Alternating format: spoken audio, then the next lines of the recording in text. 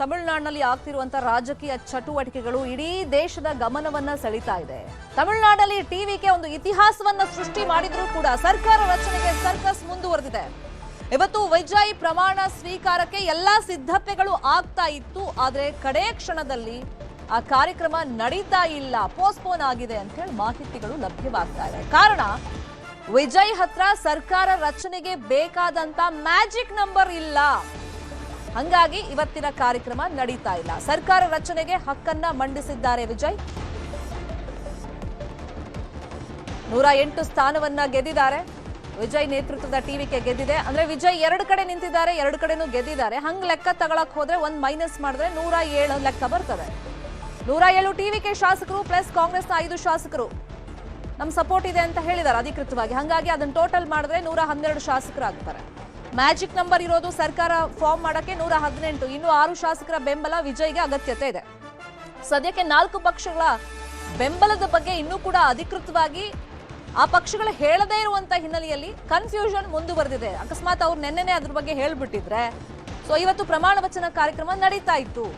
CPI 2, CPIM 2, VCK 2, IUML 2 ಸ್ಥಾನ. ಆದ್ರೆ 4 ಪಕ್ಷಗಳು ಇದುವರೆಗೂ ನಾವು ಬೆಂಬಲ ಕೊಡ್ತೀವಾ ಇಲ್ವಾ ವಿಜಯ್ಗೆ, ಟಿವಿಕೆ ಸಪೋರ್ಟ್ ಮಾಡ್ತೀವಾ ಇಲ್ಲ ಅಂತ ಅಫಿಷಿಯಲ್ ಆಗಿ ಹೇಳಿಲ್ಲ. ಅಪ್ರೋಚ್ ಅಂತೂ ಆಗಿದೆ, ಬಟ್ ಅಫಿಷಿಯಲ್ ಆಗಿ ಈ ಪಕ್ಷಗಳು ಹೇಳ್ಕೊಂಡಿಲ್ಲ. ಹಂಗಾಗಿ ಗೊಂದಲ ಮುಂದುವರೆದಿದೆ. ನಂಬರ್ ಗೇಮ್, ನಂಬರ್ ಸರ್ಕಸ್ ತಮಿಳುನಾಡಿನಲ್ಲಿ ಆಗ್ತಾ ಇದೆ. ವಿಜಯ್ ಜೊತೆ ಯಾರು ಕೈ ಜೋಡಿಸ್ತಾರೆ ಅನ್ನುವಂತ ಕುತೂಹಲ ಅಂತೂ ಮುಂದುವರೆದಿದೆ. 4 ಪಕ್ಷಗಳ ಬೆಂಬಲಕ್ಕೋಸ್ಕರ ಟಿವಿಕೆನು ವೇಟ್ ಮಾಡಿ ನೋಡ್ತಾ ಇದೆ. ಒಂದ್ ವೇಳೆ ಅವರು ಬೆಂಬಲ ಕೊಟ್ಟರು ಕೂಡ ಈ ಕಾಂಗ್ರೆಸ್ ಆಲ್ರೆಡಿ 2 ಸಚಿವ ಸ್ಥಾನಕ್ಕೆ ಡಿಮ್ಯಾಂಡ್ ಇಟ್ಟಿದೆ. ಅದಕ್ಕೆ ವಿಜಯ್ ಓಕೆ ಅಂದಿದಾರಂತೆ. ಈಗ 4 ಪಕ್ಷಗಳು ಬೆಂಬಲ ಕೊಟ್ರೆ ಅವ್ರು ಯಾವ ತರ ಡಿಮ್ಯಾಂಡ್ಸ್ ಅನ್ನ ಇಡ್ತಾರೆ ಅದನ್ನು ಫುಲ್ಫಿಲ್ ಮಾಡಕ್ಕೆ ವಿಜಯ್ ಹತ್ರ ಆಗುತ್ತಾ ಇಲ್ವಾ? ಜನ ಏನೋ ಅಭೂತಪೂರ್ವ ಬೆಂಬಲವನ್ನ ಕೊಟ್ರು, ಆದ್ರೆ ಸರ್ಕಾರ ರಚನೆಗೆ ಬೇಕಾದಂತ ನಂಬರ್ ಇಲ್ಲದೆ ಇರುವಂತ ಹಿನ್ನೆಲೆಯಲ್ಲಿ ಈಗ ಸ್ಟ್ರಗಲ್ ಆಗ್ತಾ ಇದೆ ವಿಜಯ್. ಏನು ತಮಿಳುನಾಡು ರಾಜಕೀಯದಲ್ಲಿ ಕ್ಷಣಕ್ಕೊಂದು ಬೆಳವಣಿಗೆಗಳು ನಡೀತಾ ಇದೆ. ಟಿವಿಕೆ ಕಾಂಗ್ರೆಸ್ ಮೈತ್ರಿ ಬೆನ್ನಲ್ಲೇ ದ್ರಾವಿಡ ಪಕ್ಷಗಳಲ್ಲಿ ಸಂಚಲನ ಉಂಟಾಗಿದೆ. ಟಿವಿಕೆ ಅಧಿಕಾರಕ್ಕೆ ಬರದಂತೆ ತಪ್ಪಿಸೋದಕ್ಕೆ ಭಾರಿ ರಣತಂತ್ರವನ್ನ ರೂಪಿಸಲಾಗ್ತಾ ಇದೆಯಂತೆ. ಹಂಗಾಗಿ ರಹಸ್ಯ ಕಾರ್ಯಾಚರಣೆಗೆ ಸ್ಟಾಲಿನ್ ಇಳಿದಿದ್ದಾರಂತೆ. ಟಿವಿಕೆಯನ್ನ ದೂರ ಇಡೋದಕ್ಕೆ ಶತ್ರುಗಳು ಮಿತ್ರರಾಗ್ತಾರಾ? ಇಲ್ಲಿ ಮಹತ್ವದ ಬೆಳವಣಿಗೆಯೊಂದರಲ್ಲಿ ತಮಿಳುನಾಡು ರಾಜಕೀಯದಲ್ಲಿ ಇಷ್ಟು ದಿನ ಬದ್ಧ ವೈರಿಗಳು ಅಂತ ಗುರುತಿಸಿಕೊಂಡಿದ್ದಂತ ಡಿಎಂಕೆ ಹಾಗೇನೆ ಅಣ್ಣಾ ಡಿಎಂಕೆ ಪಕ್ಷಗಳು ಮೈತ್ರಿ ಆಗ್ತಾವೆ ಅನ್ನೋ ವದಂತಿ ಹಬ್ಬಿದೆ.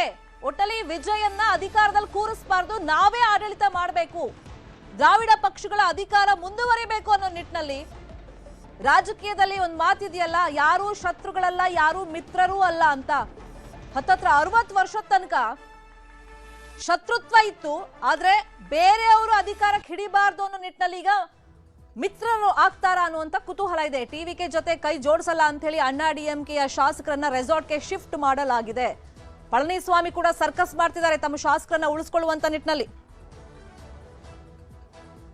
ಹಾಗಾದ್ರೆ ತಮಿಳುನಾಡಲ್ಲಿ ಏನೆಲ್ಲ ರಾಜಕೀಯ ಚಟುವಟಿಕೆಗಳು ನಡೀತಾ ಇದೆ, ಈ ಬಗ್ಗೆ ಲೇಟೆಸ್ಟ್ ಅಪ್ಡೇಟ್ ಅನ್ನ ಕೊಡ್ತಾ ಹೋಗೋದಕ್ಕೆ ಚೆನ್ನೈನಿಂದ ನೇರ ಸಂಪರ್ಕದಲ್ಲಿ ಕನೆಕ್ಟ್ ಆಗಿದ್ದಾರೆ ನಮ್ಮ ಪೊಲಿಟಿಕಲ್ ಬ್ಯೂರೋ ರಿಪೋರ್ಟರ್ ಕೃಷ್ಣ. ಸದ್ಯಕ್ಕೆ ತಮಿಳುನಾಡಿನ ರಾಜಕೀಯ ಚಟುವಟಿಕೆ ಇಡೀ ದೇಶದ ಗಮನ ಸೆಳೀತಾ ಇದೆ. ಎಲ್ಲವೂ ವಿಜಯ್ ಅಂದುಕೊಂಡಂತೆ ಆಗಿದ್ದಿದ್ರೆ ಇವತ್ತು ಸಿಎಂ ಆಗಿ ಪ್ರಮಾಣ ವಚನ ತಗೊಳ್ಬೇಕಾಗಿತ್ತು. ಲಾಸ್ಟ್ ಮಿನಿಟ್ ಅಲ್ಲಿ ಕಾರ್ಯಕ್ರಮ ಪೋಸ್ಟ್ಪೋನ್ ಆಗಿದೆ, ಯಾಕಂದ್ರೆ ಸಂಖ್ಯಾಬಲ ಇಲ್ಲ. ಇನ್ನೊಂದ್ ಕಡೆ ಬದ್ಧ ವೈರಿಗಳು ಮಿತ್ರರಾಗ್ತಾರಾ? ಏನೆಲ್ಲ ಆಕ್ಟಿವಿಟೀಸ್ ನಡೀತಾ ಇದೆ?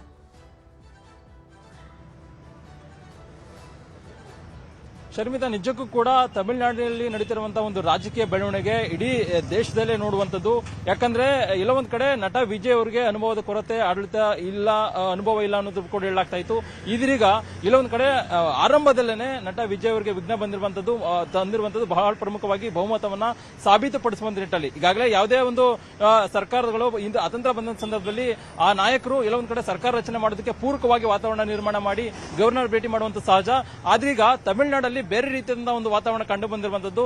ನಟ ವಿಜಯ್ ಅವರು ಯಾವಾಗ ಗವರ್ನರ್ ಭೇಟಿಯನ್ನ ಮಾಡಿದ್ರು, ಗವರ್ನರ್ ಭೇಟಿ ಮಾಡಿದ ಸಂದರ್ಭದಲ್ಲಿ ಅವರು ಈಗ ಬಹುಮತವನ್ನ ಕೇಳಿದ್ದಾರೆ. ಈಗ ಅಷ್ಟು ಬಹುಮತವನ್ನ ಒದಗಿಸುವಂತ ನಿಟ್ಟಿನಲ್ಲಿ ಒಂದು ಸ್ಪಂದಿಸುವಂತ ಅಂದ್ರೆ ಉತ್ತರ ಕೊಡುವಂತ ನಿಟ್ಟಿನಲ್ಲಿ ನಟ ವಿಜಯ್ ಅವರು ಕೂಡ ಮುಂದಾಗಿಲ್ಲ. ಹಾಗಾಗಿನೇ ಇಲ್ಲೊಂದ್ ಕಡೆ ಇವತ್ತಿನ ಪದಗ್ರಹಣ ಏನ್ ನಿಗದಿಯಾಗಿತ್ತು ಚೆನ್ನೈನ ನೆಹರು ಕ್ರೀಡಾಂಗಣದಲ್ಲಿ, ಅದನ್ನ ಎಲ್ಲ ಒಂದ್ ಕಡೆ ಅದನ್ನ ಮುಂದೂಡಿಕೆ ಮಾಡುವಂತ ನಿಟ್ಟಿನಲ್ಲಿ ನಟ ವಿಜಯ್ ಅವರು ಕೂಡ ಮುಂದಾಗಿದ್ದಾರೆ. ಕಾರಣ ಏನು ಅಂತಂದ್ರೆ ಈಗಿರ್ತಕ್ಕಂಥ 6 ಜನ ಏನು ಶಾಸಕರೇನು ಅಗತ್ಯ ಇದೆ ಅದನ್ನ ಎಲ್ಲ ಒಂದ್ ಕಡೆ ಸೆಳೆಯುವಂತ ನಿಟ್ಟಿನಲ್ಲಿ ಬಹಳಷ್ಟು ಕಸರತ್ತನ್ನ ಮಾಡ್ತಾ ಇದ್ದಾರೆ. ಆದ್ರೆ ಇನ್ನೂ ಇನ್ನೂ ಕೂಡ ಆ ಒಂದು ಶಾಸಕರು ಸಿಗುವಂತ ನಿಟ್ಟಿನಲ್ಲಿ ಇನ್ನೂ ಕೂಡ ಲಕ್ಷಣಗಳು ಕಾಣ್ತಾ ಇಲ್ಲ. ಹಾಗಾಗಿನೇ ಒಂದು ರೀತಿ ತಮಿಳುನಾಡು ರಾಜಕೀಯದಲ್ಲಿ ಕ್ಷಣ ಕ್ಷಣಕ್ಕೂ ಒಂದು ರೀತಿ ದಿನಕ್ಕೂ ಕೂಡ ಒಂದು ರೀತಿ ಬೇರೆ ಬೇರೆ ರೀತಿಯಿಂದ ಬೆಳವಣಿಗೆಗಳಾಗ್ತಾ ಇರುವಂತದ್ದು. ಒಂದ್ ಕಡೆ ನಟ ಟಿವಿಕೆ ಪಕ್ಷದ ನಾಯಕರಾಗಿರ್ತಕ್ಕಂಥ ನಟ ವಿಜಯ್ ಅವರು 108 ಸ್ಥಾನವನ್ನ ಗೆದ್ದು ಇಲ್ಲ ಒಂದ್ ಕಡೆ ಮುಖ್ಯಮಂತ್ರಿ ಆಗುವಂತ ಒಂದು ಕನಸನ್ನು ಕೂಡ ಕಂಡಿದ್ರು. ಅದೇ ರೀತಿಯಾಗಿ ಕಾಂಗ್ರೆಸ್ ಶಾಸಕರು ಕೂಡ ಬೆಂಬಲವನ್ನು 5 ಶಾಸಕರು ಕೂಡ ಕೊಟ್ಟಿದ್ದಾರೆ. ಉಳಿದಿರ್ತಕ್ಕಂಥ 6 ಜನ ಶಾಸಕರಿಗೋಸ್ಕರವಾಗಿ ತಮ್ಮದೇ ಆದ ಸಂಪರ್ಕದ ಮುಖಾಂತರವಾಗಿ ಕಾರ್ಯತಂತ್ರವನ್ನು ಕೂಡ ಮಾಡ್ತಾ ಇದ್ದಾರೆ. ಮತ್ತೊಂದು ಕಡೆ ಶರ್ಮಿತಾ, ಮುಖ್ಯವಾಗಿ ನಾವು ಗಮನಿಸಬೇಕು, ಡಿಎಂಕೆ ಮತ್ತೆ ಎಐಡಿಎಂಕೆ ಇಲ್ಲ ಒಂದ್ ಕಡೆ ಟಿವಿಕೆ ಪಕ್ಷದ ನಾಯಕರಾಗಿರ್ತಕ್ಕಂಥ ನಟ ವಿಜಯ್ ಅವರ ನಡೆಯಿಂದಾಗಿ ಈಗ ಅಸಮಾಧಾನಗೊಂಡಿರುವಂತದ್ದು. ಇಲ್ಲ ಒಂದ್ ಕಡೆ ಆ ಒಂದು ಅಧಿಕಾರವನ್ನ ತಪ್ಪಿಸುವಂತ ನಿಟ್ಟಿನಲ್ಲಿ ಡಿಎಂಕೆ ಮತ್ತೆ ಎಡಿಎಂಕೆ ಒಂದು ರೀತಿ ರಹಸ್ಯವಾಗಿ ಇಲ್ಲ ಒಂದ್ ಕಡೆ ಕಾರ್ಯತಂತ್ರವನ್ನ ಮಾಡಲಾಗ್ತಾ ಇದೆ ಅನ್ನುವಂಥದ್ದು. ತಮಿಳುನಾಡಲ್ಲಿ ಒಂದು ಸುದ್ದಿ ಈಗ ಕೇಳಿ ಬರ್ತಾ ಇರುವಂತದ್ದು, ಬದ್ಧ ವೈರಿಗಳು, ಬದ್ಧ ವಿರೋಧಿಗಳು ಇಲ್ಲ ಒಂದ್ ಕಡೆ ನಟ ವಿಜಯ್ ಅವರಿಗೆ ಅಧಿಕಾರವನ್ನು ತಪ್ಪಿಸಬೇಕು ಅನ್ನೋ ಒಂದು ಕಾರಣಕ್ಕೋಸ್ಕರವಾಗಿ ಇದೀಗ ಇಲ್ಲ ಒಂದ್ ಕಡೆಗೆ ಮೈತ್ರಿಯನ್ನ ಮಾಡ್ಕೊಳ್ಬಹುದಾ ಅನ್ನೋ ಒಂದು ಚರ್ಚೆ ನಡೀತಾ ಇದೆ. ಆದ್ರೆ ಎಷ್ಟು ಮಟ್ಟಿಗೆ ಇದು ನಿಜ ಆಗುತ್ತೆ ಅನ್ನುವಂಥದ್ದು ನೋಡ್ಬೇಕಾಗುತ್ತೆ ಆದ್ರೆ ಮುಂದಿನ ದಿನಗಳಲ್ಲಿ. ಆದ್ರೆ ಈಗ ಇಲ್ಲ ಒಂದ್ ಕಡೆ ಎಡಿಎಂಕೆ ಏನ್ ಬೇಜಾರು ಅಂತಂದ್ರೆ ನಟ ವಿಜಯ್ ಅವರು ನಮ್ಮನ್ನ ಕೇಳ್ದೇನೆ ಇಲ್ಲ ಒಂದ್ ಕಡೆ ಏನು ಕಾಂಗ್ರೆಸ್ ಜೊತೆ ಹೋದ್ರು ಅನ್ನುವಂಥದ್ದು ಅಸಮಾಧಾನ ಆಗಿರುವಂತದ್ದು. ಮತ್ತೊಂದ್ ಕಡೆ ಡಿಎಂಕೆ ನಾಯಕರು ಕೂಡ ಮಿತ್ರ ಪಕ್ಷದ ಮೇಲೆ ನಟ ವಿಜಯ್ ಅವರು ಕಣ್ಣನ್ನು ಹಾಕಿದ್ದಾರೆ. ಒಂದು 6 ಜನ ಶಾಸಕರನ್ನ ಸೆಳೆಯುವಂತ ನಿಟ್ಟಿನಲ್ಲಿ ಅವ್ರನ್ನು ಕೂಡ ಬಿಟ್ಕೊಡುವಂತ ನಿಟ್ಟಿನಲ್ಲಿ ಕೂಡ ನಟ ಸ್ಟಾಲಿನ್ ಅವರು ಕೂಡ ಮುಂದಾಗಿಲ್ಲ. ಹಂಗಾಮಿ ಸಿಎಂ ಆಗಿರ್ತಕ್ಕಂಥ ಸ್ಟಾಲಿನ್ ಅವರು ಕೂಡ ಮುಂದಾಗಿಲ್ಲ. ಸದ್ಯಕ್ಕೆ ಶರ್ಮಿತಾ, ನಾವೀಗ ಚೆನ್ನೈನ ನೆಹರು ಕ್ರೀಡಾಂಗಣದ ಬಳಿ ಇದ್ದೇವೆ, ಸ್ಟೇಡಿಯಂ ಬಳಿ ಇದ್ದೇವೆ. ಈಗ ನೋಡಬಹುದು ಸಾಕಷ್ಟು ಸಂಖ್ಯೆಯಲ್ಲಿ ಅಭಿಮಾನಿಗಳು ಇಲ್ಲಿ ಬರ್ತಾ ಇರುವಂತದ್ದು. ಈಗಾಗಲೇ ಏನು ಇವತ್ತು ಪದಗ್ರಹಣ ಕಾರ್ಯಕ್ರಮ ಕೂಡ ನಿಗದಿಯಾಗಿತ್ತು. ಹಾಗಾಗಿನೇ ಇಲ್ಲ ಒಂದ್ ಕಡೆ ತಮ್ಮ ನಾಯಕ ವಿಜಯ್ ಅವರು ಇವತ್ತು ಪದಗ್ರಹಣವನ್ನ ತೆಗೆದುಕೊಳ್ತಾರೆ ಅನ್ನೋ ಒಂದು ಕಾರಣಕ್ಕೋಸ್ಕರವಾಗಿ ಇಲ್ಲಿ ತಮಿಳುನಾಡು ರಾಜ್ಯದ ಜನರು ಬಹಳಷ್ಟು ಆಸೆಯನ್ನ ಇಟ್ಕೊಂಡಿದ್ರು. ಆ ಕಾರಣಕ್ಕೋಸ್ಕರವಾಗಿ ಎಲ್ಲಾ ರೀತಿಯ ಸಿದ್ಧತೆಯನ್ನು ಕೂಡ ಮಾಡಿಕೊಳ್ಳಲಾಗಿತ್ತು. ನಿನ್ನೆ ದಿನ ಪೊಲೀಸರು ಬಂದು ಇಲ್ಲಿ ಸಿದ್ಧತೆಯನ್ನು ಮಾಡೋದ್ರ ಮುಖಾಂತರವಾಗಿ ಭದ್ರತೆಯನ್ನು ಕೂಡ ಮಾಡಿದ್ರು. ಮತ್ತೆ ಕ್ರೀಡಾಂಗಣಕ್ಕೆ ಎಷ್ಟು ಜನ ಸೇರ್ತಾರೆ ಅಷ್ಟು ಜನರನ್ನು ಒಳಗಡೆ ಹೋಗುವಂತ ನಿಟ್ಟಿನಲ್ಲಿ ಬ್ಯಾರಿಕೇಡ್ಗಳನ್ನು ಹಾಕೋದ್ರ ಮುಖಾಂತರವಾಗಿ ಎಲ್ಲಾ ರೀತಿಯಿಂದ ವ್ಯವಸ್ಥೆಯನ್ನು ಕೂಡ ಮಾಡಲಾಗಿತ್ತು. ಈಗಲೂ ಕೂಡ ನಾವು ಕಾಣಬಹುದಾಗಿದೆ, ಸಂಪೂರ್ಣವಾಗಿ ನೆಹರು ಕ್ರೀಡಾಂಗಣದ ಸುತ್ತಮುತ್ತ ಒಂದು ಬ್ಯಾರಿಕೇಡ್ಗಳನ್ನ ಹಾಕೋದ್ರ ಮುಖಾಂತರವಾಗಿ ಒಂದು ರೀತಿ ಭದ್ರತೆ ಕೂಡ ಮಾಡಲಾಗಿದೆ. ಅಂದ್ರೆ ಇವತ್ತೇ ಪದಗ್ರಹಣ ಆಗ್ಬೋದು ಅನ್ನೋ ಒಂದು ವಿಶ್ವಾಸದಲ್ಲಿ ಸಾಕಷ್ಟು ಅಭಿಮಾನಿಗಳಿದ್ರು. ಆದ್ರೆ ನೆನ್ನೆ ದಿನ ಗವರ್ನರ್ ಯಾವಾಗ ಬಹುಮತವನ್ನ ಸಂಖ್ಯೆಯನ್ನ ಕೇಳಿದ್ರು ಅದನ್ನ ಒದಗಿಸುವಂತ ನಿಟ್ಟಿನಲ್ಲಿ ನಟ ವಿಜಯ್ ಅವರು ಮುಂದಾಗಿಲ್ಲ. ಅಂತಹ ಸಂದರ್ಭದಲ್ಲಿ ಇದೀಗ ಗವರ್ನರ್ ಕೂಡ ಪದಗ್ರಹಣ ಕಾರ್ಯಕ್ರಮಕ್ಕೆ ಅನುಮತಿಯನ್ನು ಕೊಟ್ಟಿಲ್ಲ.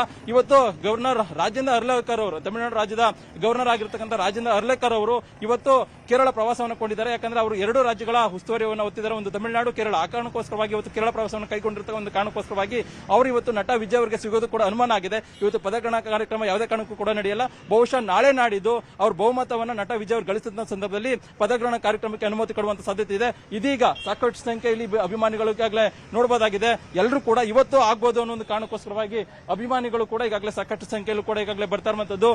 ಅಂದ್ರೆ ಇವತ್ತು ನಮ್ಮ ನಾಯಕ ವಿಜಯ್ ಅವರು ತಮ್ಮ ಮುಖ್ಯಮಂತ್ರಿ ಆಗಬಹುದು, ಪದಗ್ರಹಣ ಕಾರ್ಯಕ್ರಮವನ್ನ ಮಾಡಬಹುದು ಅನ್ನೋ ಒಂದು ಕಾರಣಕ್ಕೋಸ್ಕರವಾಗಿ ಈಗಾಗಲೇ ಮಾಡ್ತಾ ಇರುವಂತದ್ದು. ಈಗ ನಾನು ಅಭಿಮಾನಿಗಳು ಖುಷಿಯಲ್ಲಿದ್ದಾರೆ. ಅಂದ್ರೆ ನಟ ವಿಜಯ್ ಅವರು ಕೂಡ 108 ಕ್ಷೇತ್ರಗಳಲ್ಲಿ ಗೆದ್ದಿದ್ದಾರೆ. ಆದ್ರೆ ಎಲ್ಲ ಒಂದ್ ಕಡೆ ಇದು ಮಾಡ್ತಾರೆ, ಏನು ಸಿಎಂ ಆಗ್ತಾರೆ ಅನ್ನೋ ಒಂದು ವಿಶ್ವಾಸದಲ್ಲಿದ್ರು. ಆದ್ರೆ ಈಗ ಪದಗ್ರಹಣ ಮಾಡ್ತಾ ಇಲ್ಲ. ಹಾಗಾಗಿನೇ ಬೇಸರಗೊಂಡಿರುವಂತದ್ದು ಶರ್ಮಿತಾ.